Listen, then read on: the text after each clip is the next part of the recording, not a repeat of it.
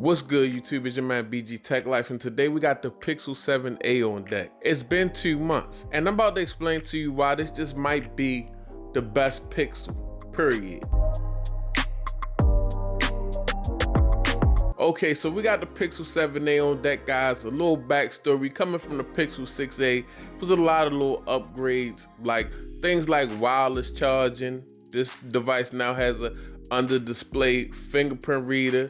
We got facial recognitions, and we also have a 90 Hz display. So we gained a lot from the Pixel 6a, but the price took a little jump. The price was $499 at launch. Now, with these feature upgrades, inflations, and things of that nature, we borderline mid-range territory, 50 bucks up from the Pixel 6a. But it gained a lot. Now at $500, it's kind of almost pushing that mid-range price point. You know, normally I feel like if you want to call this device a straight out budget A-series device, it should be a little cheaper. But in the times of inflation and trying to keep up with the specs that everybody wants on these devices is understandable. Another upgrade we got in this device was the Tensor G2 processor.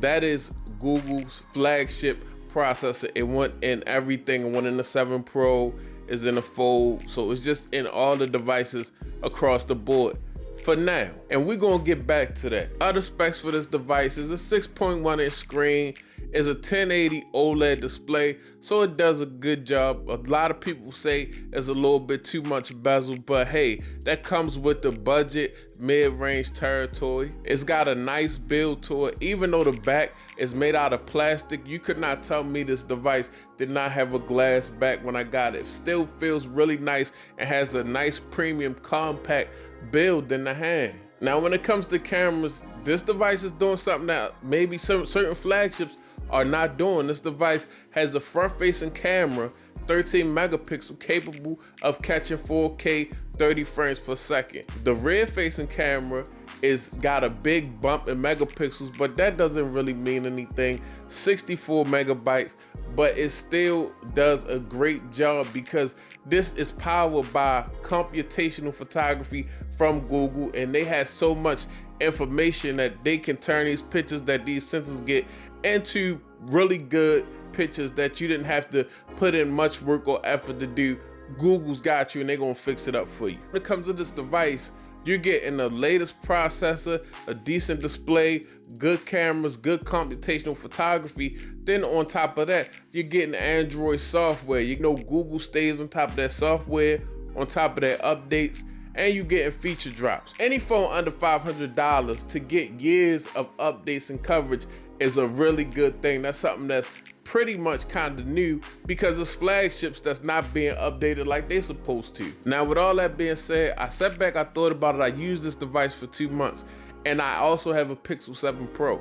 Now this device, when you have that same processor across all devices, this device is the most basic device that Google has, and it has 8 gigs of RAM and their flagship processor. So in this device, the processor is not tasked like it would be on a Fold device with multiple screens, or on a Pixel 7 Pro with a 1440 screen and 120 Hertz, and it's constantly adjusting. With this device, you can lock it in 60 Hertz or 90 Hertz. That's it. And the panel is a lesser resolution, so it's not a strain on the processor. With that being said, you basically put a big motor in a small car with less features. So at the end of the day, if you want a great slab of glass Android experience with a nice processor, with a processor that's gonna run, I think this may be the sweet spot for the Tensor G2 right here, because this device, the thermals, and they just certain things, certain glitches that I have on my Pixel 7 Pro when I'm using it, I don't have on this device. And this device rarely gets warm.